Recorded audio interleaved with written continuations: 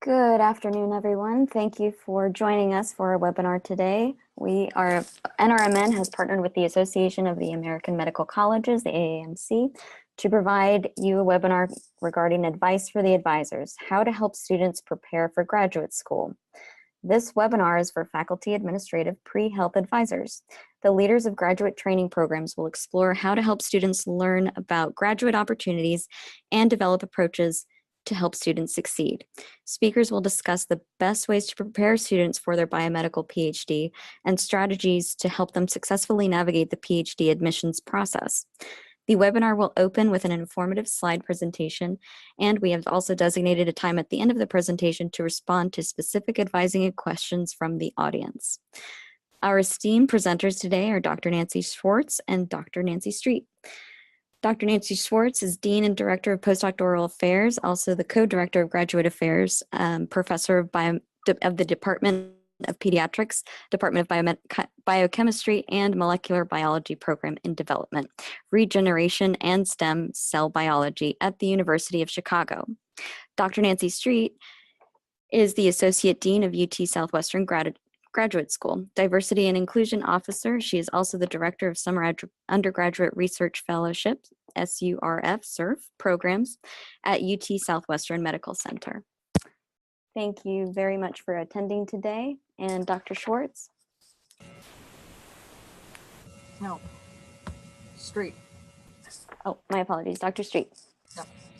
All right, welcome everyone. Thank you so much to all of the advisors for joining us today. We know how critically important it is for undergraduates to be introduced to science and research, and you are the people who are poised and able to do that. So in helping your students be interested in academic research careers or earning a PhD in the biomedical sciences, we think the first step would be to introduce students to research and a scientific career. So for many of them, that would mean explaining what biomedical research is. And biomedical research in a nutshell is inquiry, examination, experimentation, and investigation that's aimed at discovery and interpretation of facts or theories. And this could be based in the physical world, in the biological world, or in health and disease. Where is biomedical research done? It can be done in a lab, in the field, on a computer, and it's very important when introducing students to science that you let them know that yes, it can be hard, but it can also be a great deal of fun. Next slide, please. So biomedical sciences are ones where scientists use knowledge or gain knowledge in physical sciences, the basic biological sciences, quantitative sciences, disease-specific research, and patient-oriented research, all asking questions that have the ultimate goal of understanding and curing human disease. Next slide, please. The second step in assisting your students down this pathway is for you to begin to identify scientific potential amongst the students and help identify those who might be future biomedical scientists. So what sort of students would you look for? Well, you might look for students who are fascinated by human biology and disease in the classes that you teach. You might look for students who have an aptitude for science and who are just infinitely curious about how and why things work the way that they do. Additionally, biomedical scientists are creative in the way they think and the way they do things.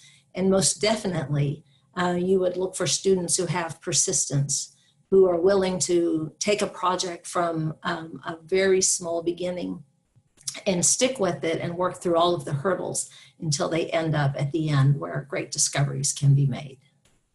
Next slide, please.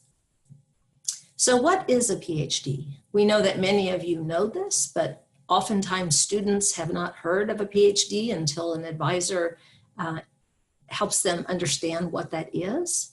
So a PhD prepares a student for the real world. PhDs, because of their training, know how to find answers.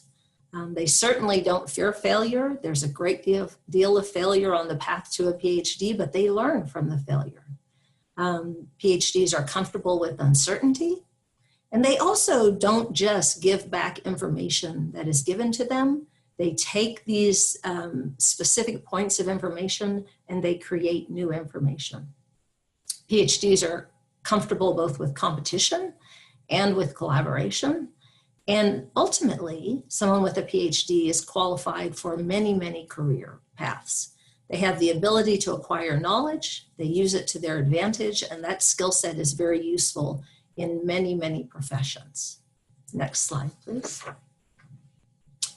Why would you want to get a PhD? Well, students should know that having a PhD really does open doors.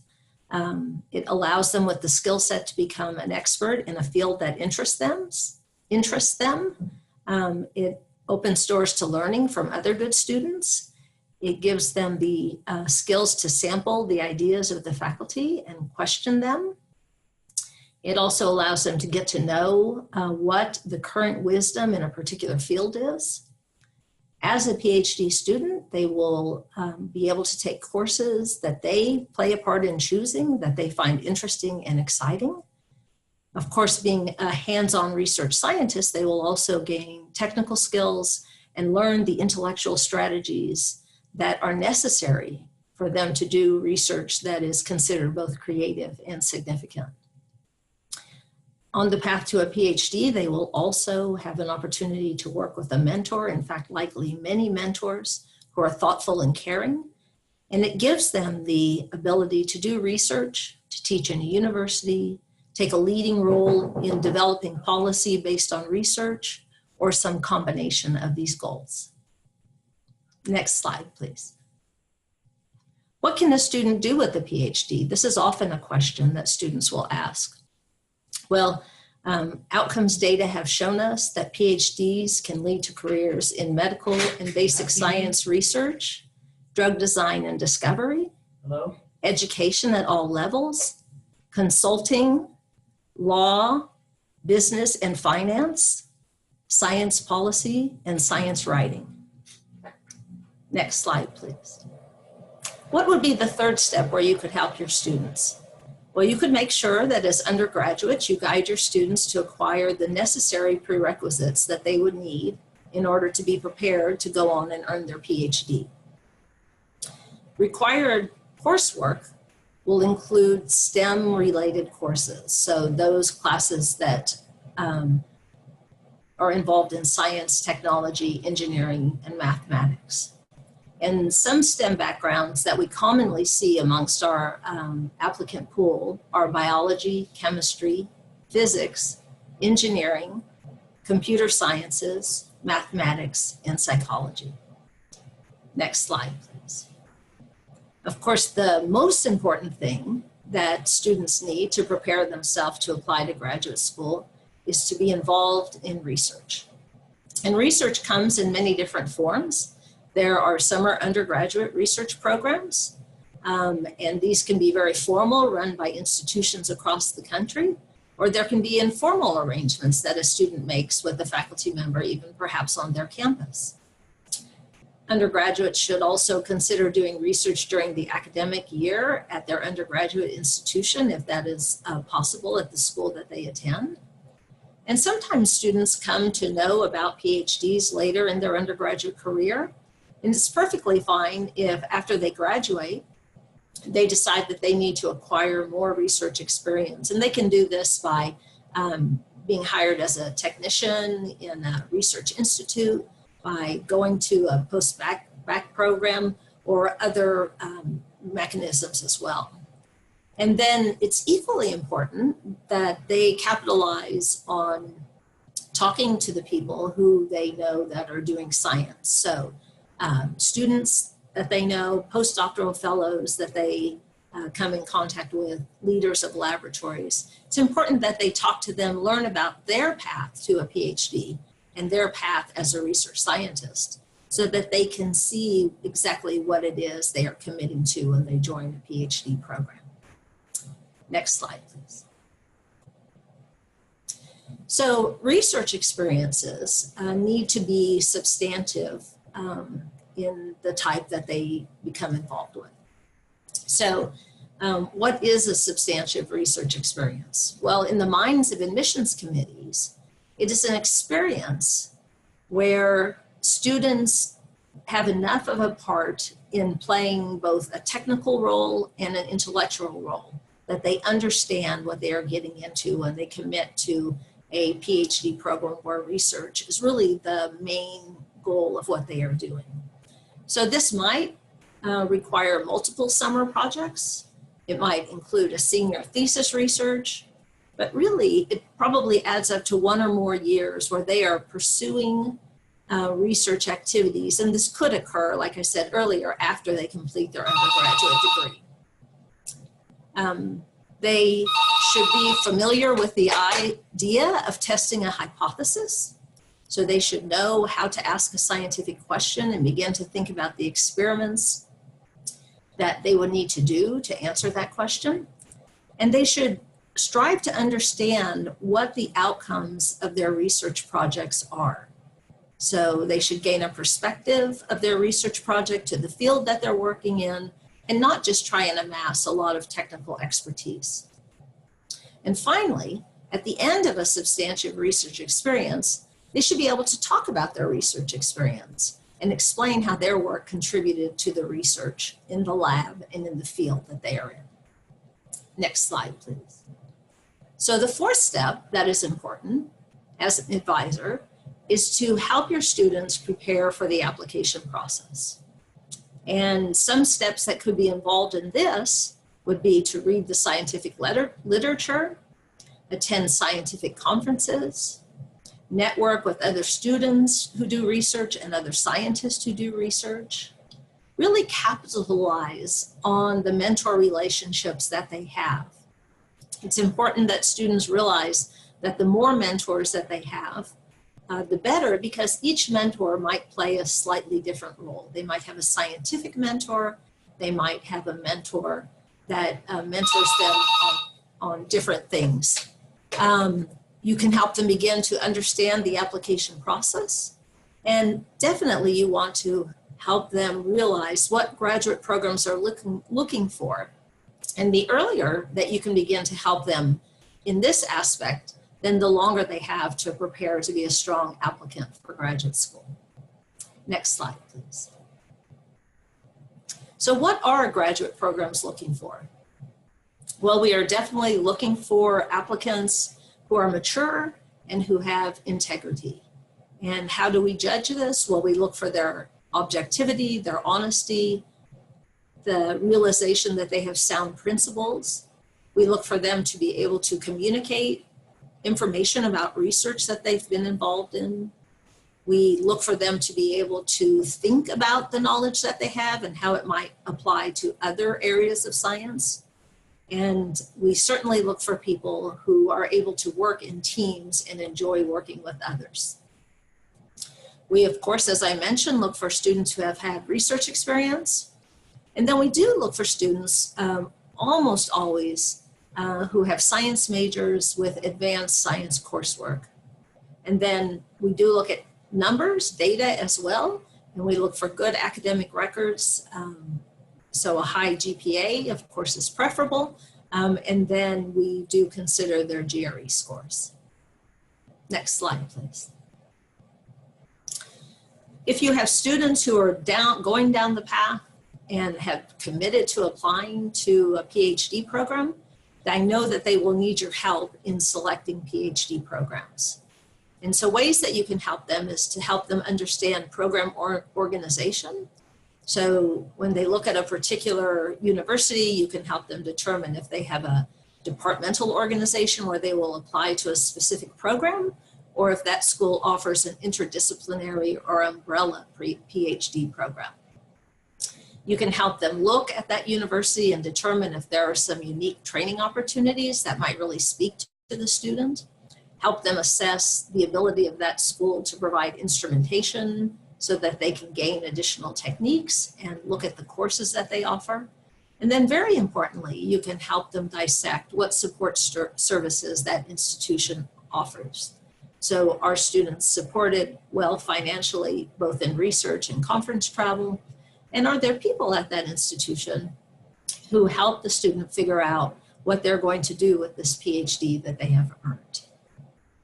You can help them, guide them in picking universities based on the research that they offer. And so you can help them look at the list of faculty at each institution and determine how well funded faculty are to do the research that they want to do. You can also advise them to gain information on students who are currently in the program. What is their progress? What is their time to degree? How many articles, published articles do students graduate with? That is important information. You can help them gauge how collaborative an institution that particular university is. And here we're talking about both internal and external collaboration. And finally, you should suggest that they ask the institutions they're interested in, what are the alumni outcomes for their past graduates, and what are those people doing right now? And then, of course, you would want to advise them to look to institutions that provide strong academic support. Next slide, please. The other things, there are many other things that students might consider when looking for graduate programs, and these are less academic but more personal. So how important to them is a particular geographic location? How important is the location for them and quality of life? Are they the type of person who wants to live in a small city or a big city, a place where there are 4 seasons in the year, or one where that is not so critically important? While these might not be the things where you would select a graduate school initially, when there are many offers in front of them, these are things that they should consider. They should also get a sense of what the personal and professional support would be at an institution. Is there counseling available? Is there tutoring available? Is there support for teaching and learning and for writing? Science is, it's very important that a scientist can read and write well, and they should know that the university that they're going to will support them in those efforts.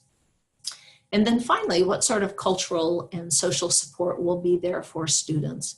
And although this is listed last on my slide, I think it's one of the most important things that students should look for. And they can often assess this by speaking to current students and during their interview weekend. I am now going to hand you over to Dr. Nancy Schwartz, who will walk you through how you can help your students with the specific graduate school application.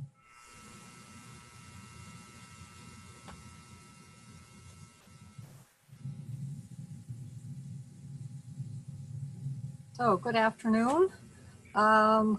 Assuming now that you are advising students that have made the decision that they want to go to graduate school and have chosen some schools that they might want to apply to, they can now start helping them to prepare their application, and hopefully it will be a successful application.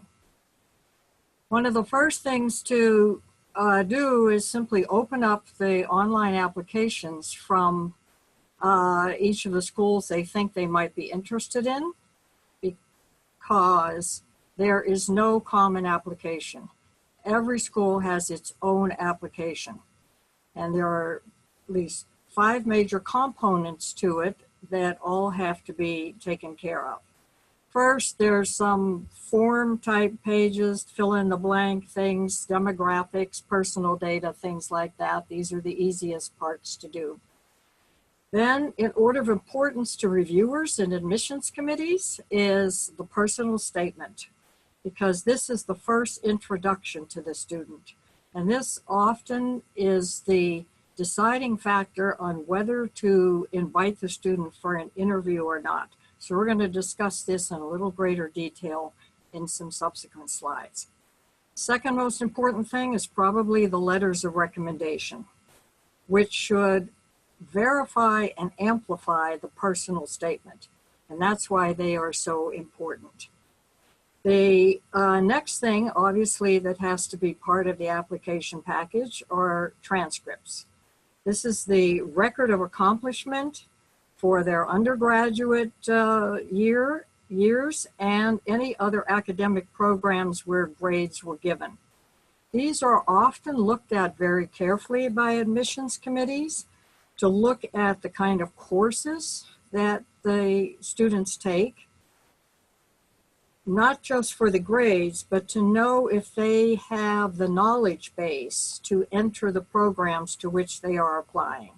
The student is applying to a genetics program and they have never had a genetics course. There's going to be questions about whether they really know enough about the topic and whether they're prepared to start at the graduate level, because most graduate programs do not do remedial rehash type programs, courses at the beginning. They also look at it very carefully to see if there's been improvement over time, those kinds of things. So it is an important part of the application. GREs, you probably heard that there is, they are increasingly being de-emphasized in certain graduate programs, and there are some which have even decided not to consider them for the 2017-18 admission season, and NIH no longer requires them on training grant records. So, but many schools do require them, so it is a part, and the students have to prepare for them and sign up and take the exams. Next slide. So now we'll talk a little bit about the personal statement, since that is the most important part. It's the window into the individual, so it's very highly emphasized, and it must be a true reflection of the student. When they're writing it, they should not worry about making it formulaic or in chronological order or anything like that, but really think about it from the beginning that they're not writing it for themselves, they're writing it for whoever's going to read it. And from the beginning, they should start asking themselves, is the information I'm putting in here pertinent, and will it be understood by the readers?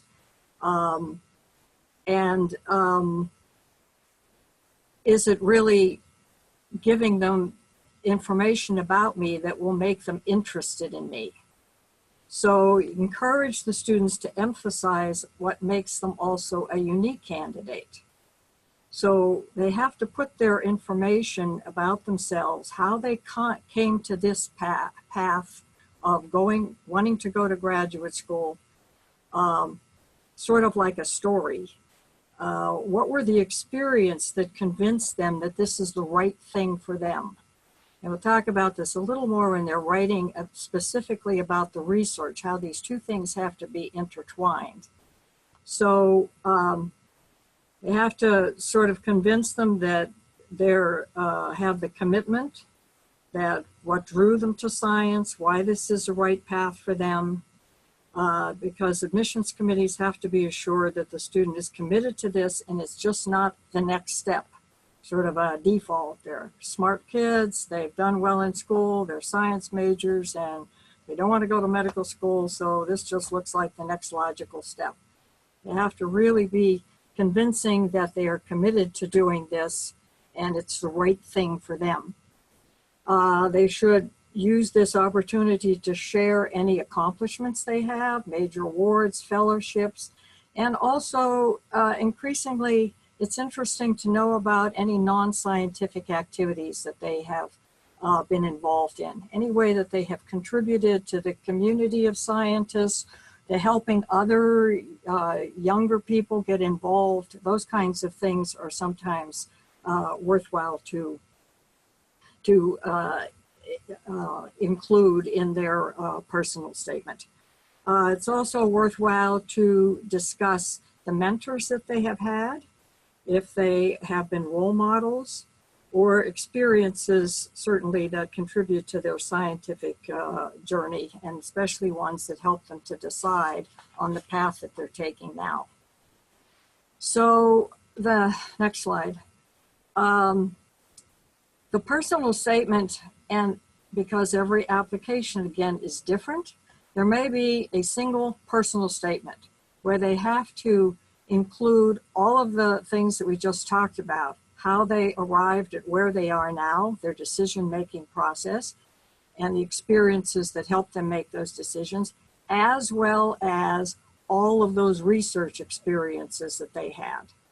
Some applications will have questions that give you opportunities to write paragraphs on these specific things. And others, there might be a separate research statement and a separate personal statement. So that's why every application is different, and this has to be done in a very careful and individual way.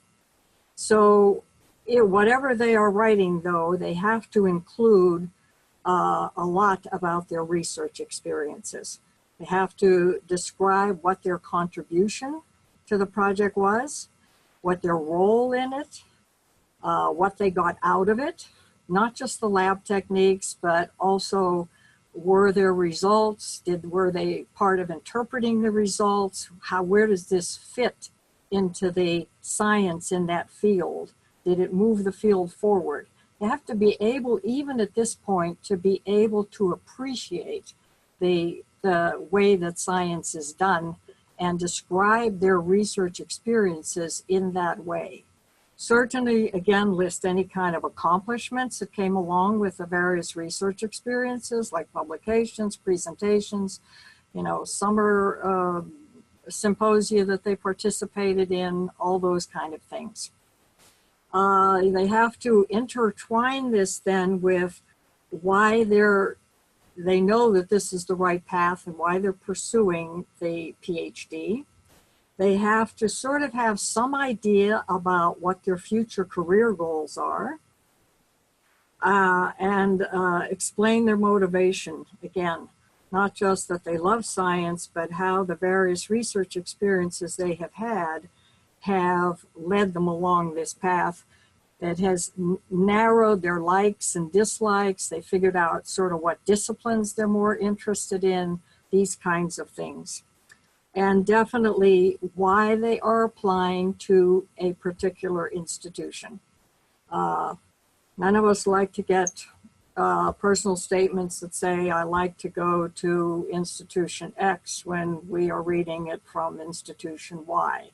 So they really have to do some investigation of that institution using, webs, publications, direct contacts, those kinds of things, to have something that is important to them about that institution, whether it's some facilities, some individuals, or whatever that specifically they are applying to that institution. Makes the people at the institution feel good too. So it's a very important thing to include in the personal statement or research statement, whatever those written components are. Okay, the next thing that we're going to talk about a little bit is letters of recommendation. You can go to the next slide because these are obviously also extremely important. And in order of preference for the kinds of letters from whom we like to see are definitely from research mentors. That is faculty or advisors who have known the student in the research setting, and they can speak to how fast they learn techniques, how soon they got up to speed in the lab and understood what their goals were, how motivated and interested they were, whether they read papers on their own, whether they were conscientious and careful in carrying out their experiments so they did not have to be repeated, passionate about the research, asked questions, stayed late. These are all little phrases that become very important when in these letters to give us a good impression about the candidate.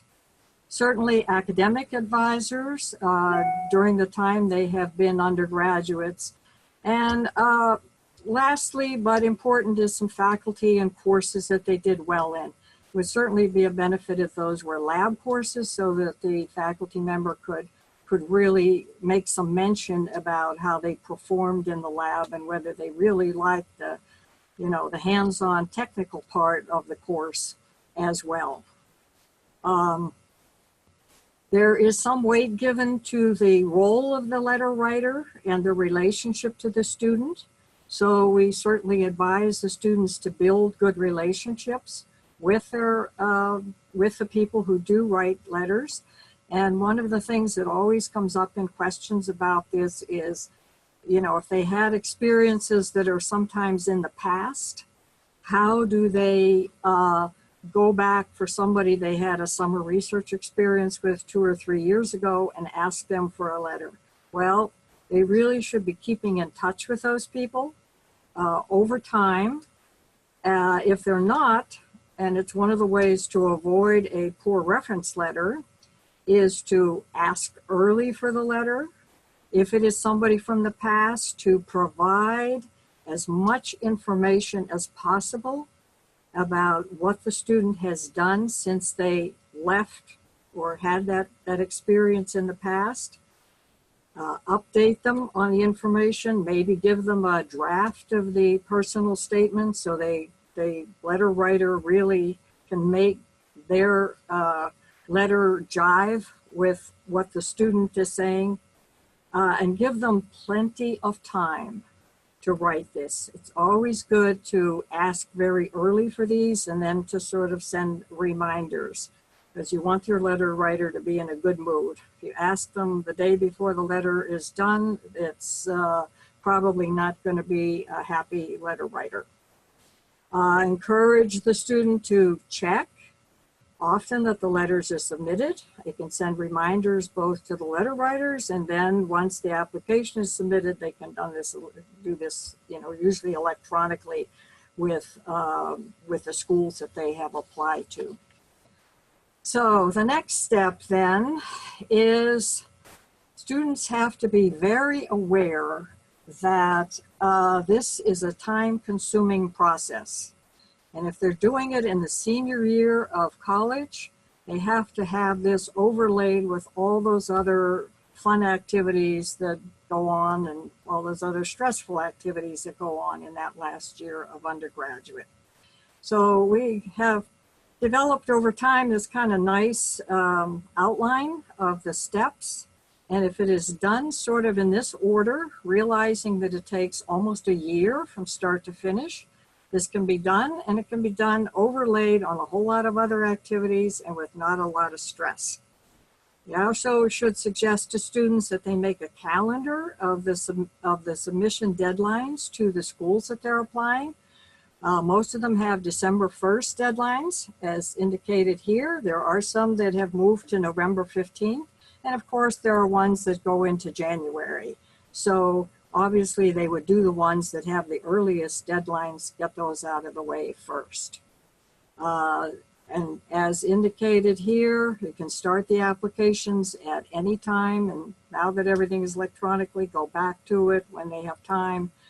Sign up, take the GREs, make those early requests for letters, get the applications submitted, get their transcripts in, re-request letters if necessary. And that whole process, which takes about the first 5 months or so, can easily be done, and then get into the next steps. So one of the things, if we go to the next slide, that students should be aware of, and it does help, go ahead, put all the things in, yeah. It does help them too, to make sure that they're making the right decision and everything, is to really be aware of what graduate school is going to be like, and that it is not necessarily a continuation of undergraduate.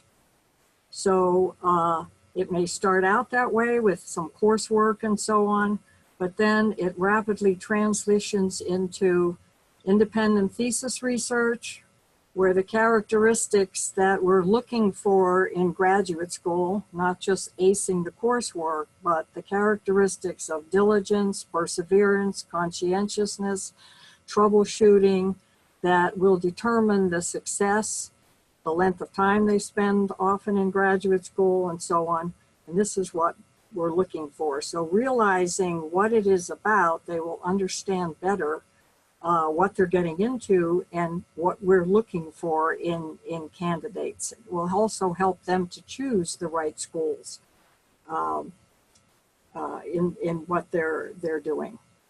So One other thing then that you can talk to students about, as shown on the next slide, is the differences between undergraduate and professional schools. And that major thing is that for the most part, their education is going to be supported in some way. They will most likely get a living stipend benchmarked to the geographic area they're in. They will probably have their tuition covered and fees, have some benefits, at least like health insurance and so on. And many of the schools have other kinds of benefits like moving allowances, housing discounts, free computers, all kinds of things. Although they shouldn't be what they base their final decision on, but there are things like this. And so the funding model is entirely different for graduate school. Last step, go to the next slide, is, and fill in the arrows please, is what if a student is undecided or they don't succeed with the application process the first time. And they come back and want to know what should they do next. Well, there are really many paths to the PhD. There's a host of things that you can do to bridge the bachelor's degree and the PhD. There are the NIH-funded post-bac programs, the prep programs at many institutions now. These are wonderful. Some of them are designed sort of like pipeline programs to certain graduate programs, and others are just preparation for the application process and would allow students to get in just in many places. Can get advanced research training by being a technician in an academic setting. Can actually do another degree. This is usually only in certain areas, but you certainly could work on a master's degree for a year or two. Other kinds of on-the-job training, like working in the private sector in technology or pharma thing. Actually, a goodly number of students have taken time off between the bachelor's and going on to graduate school. And this allows a certain amount of maturity to take place, to gain some experience, and to help in that career decision-making process. And so actually, sometimes preference is given to some students who have taken some time off to do other things. Certainly during the time, if you are if a student is gaining additional research training in an academic setting, they would have the opportunity to take some graduate courses. And certainly if they get a B or better in a graduate course, this shows that they can do the work. Sometimes the grades are transferable, so it helps them even advance when they do get to graduate school. And then the NIH has a wonderful post-bac program where they have like 4,000 students that are in these positions. So there are many other opportunities for students if they are either undecided at the time they finish their degree. Many times they come to the end of undergraduate and they just haven't had time to do what is necessary to prepare themselves for going to the next step, to do the application process and so on, or sometimes they're just burned out and they need some extra time to decompress. For all of these reasons, it is perfectly okay to take time off and then do the next step after they have, come back to where they should be. So in ending this, just look on the next slide. We just have lots of places where students can be advised to get information, and you can direct them to these resources. I'm sure at your own schools there are many resources, and often if students actually reach out to schools that the graduate programs that they might be interested in, and either email advisors or admissions people or administrative people, they can often ask questions and get advice about things that they might need in helping them to make their decisions. So that's where we're going to end. And I think now we have time for questions. Yes. Thank you, Dr. Schwartz. Mhm. So we do have a couple of questions that have accumulated. Tammy Welcher asks, will the slides be made available after the program? The answer is yes. This presentation actually will be placed on the NRMN YouTube channel. So please refer to our YouTube channel to find this recording. Next question is from Lindsay Adra. I apologize if this was said early on in the introduction, but will this presentation be made available after the webinar? Yes, absolutely. Is there additionally any other advice that has resonated well with you in terms of advising your students, Dr. Schwartz or Dr. Street? Any other advice? Not sure what that meant. Are there any other resources that you would recommend in addition to the websites provided on our previous slide? Oh, resource. Well, I know, you know, there are resources in many places, like if you go on the GRE website, it also gives you information about applying to schools and some things like that. The schools themselves, if you look on their own websites, they often have pre-information. A lot of the schools now are doing these early exposure visits, and that's a good way to get information and explore. But certainly the experiences they get during their undergraduate, which is why they should be going to different places for summer research and so on. It gives them the opportunity to explore particular schools and to explore different kinds of research in different disciplines, different kinds of mentors. You know, there are very well-established labs that are very full of graduate students and postdocs, might have a hierarchical system. And then there are young, starting out faculty who might smaller labs, work more closely with their trainees. It gives them the opportunity to sort of explore what's the right kind of environment for me and where would I do best. So it's one of the reasons why we really recommend that they take these opportunities to do this kind of exploration. And I would just add, I often run into students applying to graduate school who have really made the most out of their summer research experiences by staying in touch with the students and postdocs that they worked with. These people who are just a few years ahead of them, I find them being very eager to share their story and guide and mentor the people who came behind them. Great answers. Thank you very much. We do have one more question from Miss Elisa Cripps. And she said, can you please provide more details on ways for students to learn more about different PhD programs?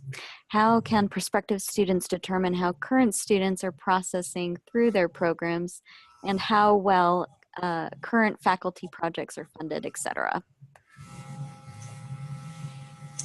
Probably the best way to do that is when you start exploring different schools, to actually go to the websites and go to the websites of, you know, they're usually listed by departments, and then there's all the faculty within the department have individual websites. Sometimes they're very detailed. They'll list all the people that are in the lab. They do maybe list their funding sources and their ongoing projects. Many of them list high you know, profile publications that they want to advertise, these kinds of things. So you can do that kind of exploration. And as I said, sometimes students will email individual, either faculty or trainees in their lab and sort of start a conversation and ask the questions that they want.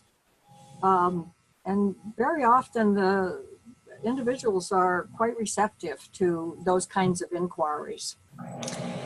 The other thing I would recommend is on every graduate program's application page, I am confident you would find an email where you could write and ask questions. And so if a student has narrowed their search to 10 schools, they could ask the same questions to each one. For example, how long is time to degree for your PhD students? What percentage go on to do traditional postdocs? How many faculty, can you estimate how many faculty will be accepting students in the coming year? Those types of questions.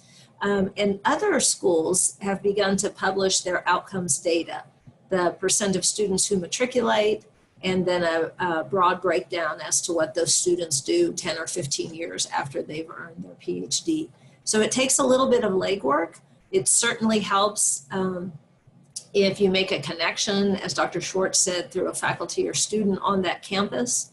And then I always like to say, go back to the faculty at your own institution and get their suggestions on graduate programs that they would rank highly as another great starting point.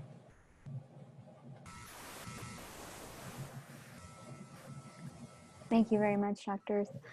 At this point in time, we don't have any more questions. So if you would care to provide any closing remarks, and we can conclude our webinar. Alexis? Thank you very much, Drs. Nancy Schwartz and Dr. Nancy Street. One more question came in. John Taborn asked, one question many students ask, will Masters of Science programs be valued by PhD programs, or should they just apply to PhD programs? Well, as you mentioned, there are usually only certain disciplines that even offer terminal masters. That is, you can enter to just do the masters. Sometimes in the fields, like the field sciences, like ecology and evolution, it is somewhat popular. I know you can get a terminal master's in like biotech. Certain places do that. You can actually stop at the master's and get a job. And in some physical sciences it might be, but in general, in the whole biomedical realm in the middle, getting a PhD is usually the only thing that is offered. I will say that about 20% of our incoming students have masters, and almost all of them are international students where they do offer terminal masters in the basic sciences. Students often ask me, should I get a master's and then a PhD? And I often say, unless you have large gaps in your academic preparation, no.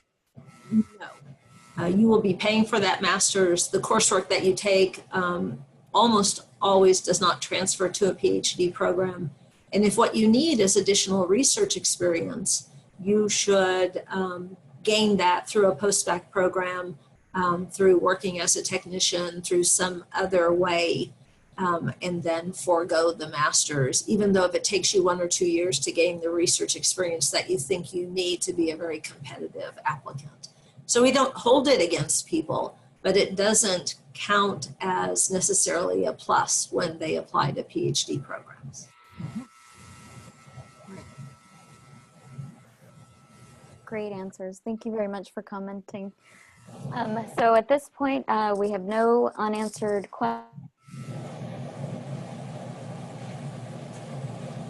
questions, and then we can conclude our webinar today.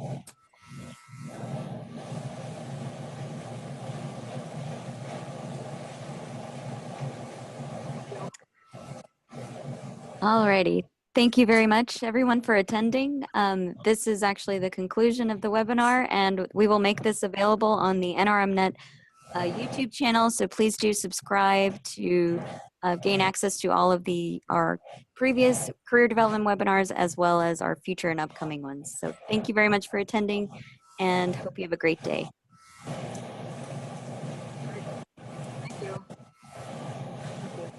Oh my gosh, did you see them knocking on my door at the hotel? You had everything happen.